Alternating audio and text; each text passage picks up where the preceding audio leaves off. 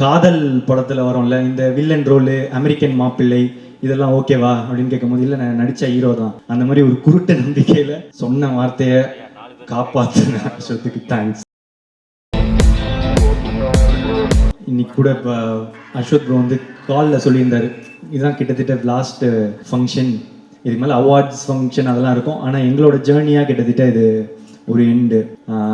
இந்த டைமில் வந்து இப்போ இந்த வீடியோலாம் பார்க்கும்போது ரொம்ப ஸ்வீட்டாக இருந்துச்சு. அப்போ இதோட ஸ்டார்டிங் பாயிண்ட் எங்கே அப்படின்னு யோசிச்சு பார்த்தா ஒரு நாள் வந்து படம் பண்ணலாமா அப்படின்னு அவர் கால் பண்ணது ஸ்டார்டிங் பாயிண்ட் இல்லைன்னு நான் நினைக்கிறேன். ஒரு இந்த ஓமை கடவுளே வந்து எழுதிட்டு இருக்கும் போது நாங்கெல்லாம் ஒன்றா டிஸ்கஸ் பண்ணிட்டு இருப்போம். அப்போ வந்து ஒரு கேரக்டருக்கு பண்றியாடா அப்படின்னு கேட்டாரு. இல்லை நான் நடிச்சா ஹீரோ தான் அப்படின்னு சொன்னேன். இந்த காதல் படத்தில் வரும்ல இந்த வில்லன் ரோலு அமெரிக்கன் மாப்பிள்ளை இதெல்லாம் ஓகேவா அப்படின்னு கேட்கும்போது இல்லை நான் நடிச்சா ஹீரோ தான் அந்த மாதிரி ஒரு குருட்டு நம்பிக்கையில் அப்போ நடிச்சா ஹீரோ தான் அப்படின்னு சொன்னேன். என்னன்னா அப்போ வந்து கோமாளியும் வரல எதுவுமே வரல என்ன, ஆனால் அவரு எதுவும் நம்பினாரு பண்ணுவான் போல அப்படின்ற மாதிரி ஒன்று இருந்துச்சு. அதுக்கப்புறம் வந்து ஒரு கோமாளி நடந்துச்சு. அதுக்கப்புறம் லவ் டுடே எடுத்து முடிச்சுட்டு காமிச்ச போது அவருக்கு பிடிச்சிருந்துச்சு. அப்போ நான் சொன்னேன் ரிலீஸ் ஆகலை, இன்னும் ரிலீஸ் ஆகிறதுக்கு முன்னாடியே கேட்டேன் வந்து எனக்கு ஒரு படம் நீங்கள் டைரக்ட் பண்ணுவீங்களா. சரி கொஞ்சம் எனக்கும் கொஞ்சம் நியாயம்லாம் இருக்குது, எனக்கும் தெரியும் அவர் வந்து ஓமை கடவுளை வந்து சூப்பர் ஹிட்டு. அப்போது அவரோட அடுத்த படமும் ஒரு பெரிய பட்ஜெட்லேயோ நல்ல சம்பளம் இந்த இதெல்லாம் ஆசை இருக்கும்னு ஒரு ஃப்ரெண்டாக நானும் வந்து அதுதான் ஆசைப்படுறேன், அவருக்கு ஒரு பெரிய பட்ஜெட் படம் அதெல்லாம் கிடைக்கணும்னு. ஸோ நானே சொல்லிட்டேன் ப்ரோ ஒரு மார்க்கெட்லாம் நான் பெருசு பண்ணிட்டு உங்களுக்கு சம்பளம் தர அளவுக்கு ஒரு இதெல்லாம் வந்துடுச்சுன்னா நீங்கள் எனக்கு பண்ணுவீங்களா அப்படின்றது தான் கொஸ்டினாக இருந்துச்சு. அப்போ சொன்னார் நீ மார்க்கெட் பெருசு பண்ணிட்டு வாடா நான் பண்ணுறேன் அப்படின்னாரு. அப்புறம் நான் என்ன நினச்சேன் ஒரு கொஞ்சம் வருஷத்தில் கொஞ்சம் படத்தில் இது நடக்கும், அப்போது அஸ்வத்தோட நம்ம ஒரு படம் பண்ணுவோன்னு. ஆனால் அது ஒரே படத்தில் நடக்க வச்சது நீங்கள் தான். லவ் டுடே முடித்த உடனே அதான் அதுக்கேற்ற ஒரு மார்க்கெட் வந்து உண்டாச்சு. அப்போது எனக்கு சொன்ன மாதிரியே அவரே கால் பண்ணிட்டாரு. கால் பண்ணி என்னடா படம் பண்ணலாமா அப்படின்னு வந்து கேட்டார். ஸோ இப்போ இதுலேருந்து வந்து ஒரு இந்த டிராகன் நடக்கிறதுக்கு வந்து ஒரு இதுலேருந்து ஒரு 3 ரீசன் இருக்குது. ஒன்று அஸ்வத் அவங்க வந்து சொன்ன வார்த்தையை காப்பாற்றுறது, அந்த மாதிரி அவர் வந்து சொன்ன வார்த்தையை காப்பாற்றினார்.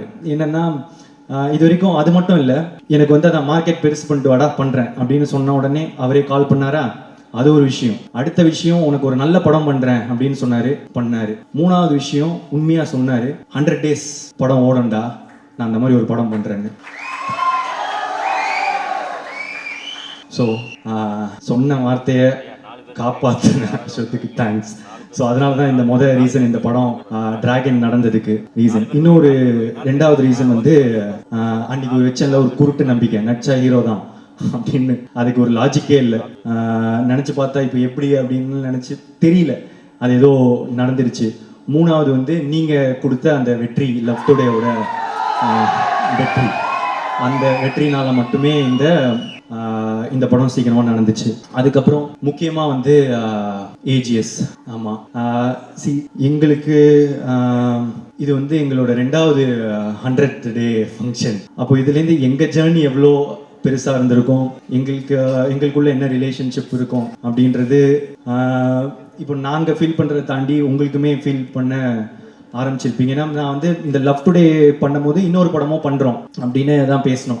ஸோ லவ் டுடே முடித்த பிறகே வந்து என்ன படம் பண்ணலாம், ஏன்னா வந்து எக்ஸ்பெக்டேஷன்ஸ் ஆஃப் லவ் டுடே வந்து ஒரு மேஜிக் அப்படின்னு வந்து பிராண்ட் பண்ண ஆரம்பிச்சிட்டாங்க. ஸோ இது திருப்பி ஒன்று பண்ணணுமே, என்ன பண்ணலாம் இது வந்து சாட்டிஸ்ஃபை ஆகும் அப்படின்றது ரொம்பவே யோசிச்சுட்டே இருப்பேன். ஸோ இன்னொரு படம் டைரக்ட் பண்ணி ஆக்ட் பண்ணலாமா, இதெல்லாம் வந்து போயிட்டே இருக்கும் போது தான் ஏற்கனவே ஏஜிஎஸும் அஸ்வத் ப்ரோவும் வந்து பேசியிருந்தாங்க, ஒரு படம் பண்ணுறது அவங்களும் பேசியிருந்தாங்க. ஸோ இது கரெக்டாக வந்து ஒரு மாதிரி அமையும்னு சொல்லுவாங்கல்ல, அந்த மாதிரி தான் எனக்கு டிராகன் அமைஞ்சது. ஸோ இந்த ஏஜிஎஸோட இருக்கிற இந்த ஜேர்னி எனக்கு வந்து இன்னும் போயிட்டே இருக்கும்னு நான் நினைக்கிறேன், நம்புகிறேன்.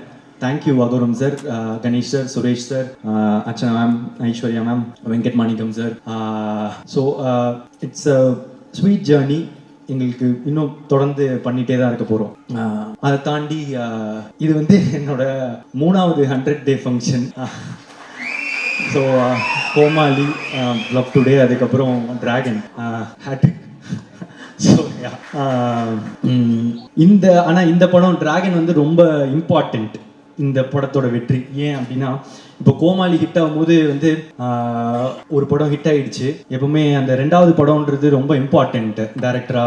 இல்லைன்னா ஃபர்ஸ்ட் படம் லக்கு மாதிரி ஆகிடும், ஏதோ ஒரு படம் வந்து ஓடிடுச்சு அப்படின்ற மாதிரி ஆகிடும்.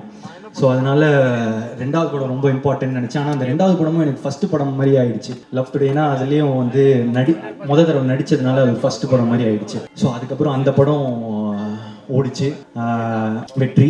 ஸோ அப்போது டேரக்டராக 2 படம் ஓடிச்சு. ஓகே, நான் டைரக்ட் பண்ணுவேன்.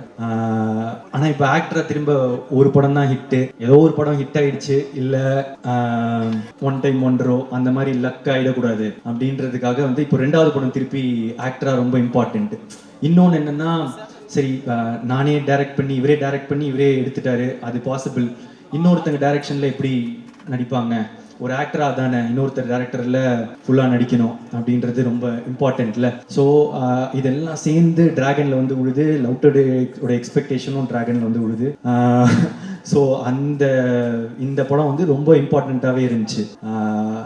இதோட வெற்றி இந்த 2வது படமாக எனக்கு ஹிட் ஆனதுக்கு, அதுக்கப்புறம் இப்போ 2 படம் டைரக்டராக 2 படம் ஆக்டராக எனக்கு ஹிட் ஆனதுக்கு இப்போ முக்கியமான ரீசன் வந்து இப்போ அஸ்வத், ஏஜிஎஸ் அண்ட் அதெல்லாம் தாண்டி ஆடியன்ஸ் நீங்கள் தான்.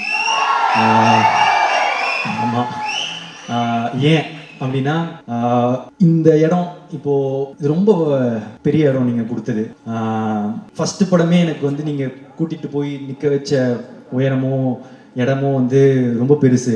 அதை தாண்டி திருப்பி வந்து டிராகனில் வந்து நீங்கள் கொடுத்துருக்குற இந்த இடம் வந்து ரொம்ப பெருசு. இதுக்கு நான் வந்து என்றைக்குமே வந்து உங்களுக்கு நன்றி கடனோட தான் இருப்பேன். என்ன சொல்கிறது, அது ஒரு ஃபீலிங்கு. எனக்கு வந்து எக்ஸாக்டாக அதை சொல்ல தெரியல. ரொம்ப தேங்க்யூ ஸோ மச். நீங்கள் எனக்கு கொடுத்துருக்க இடம் ரொம்ப பெருசு.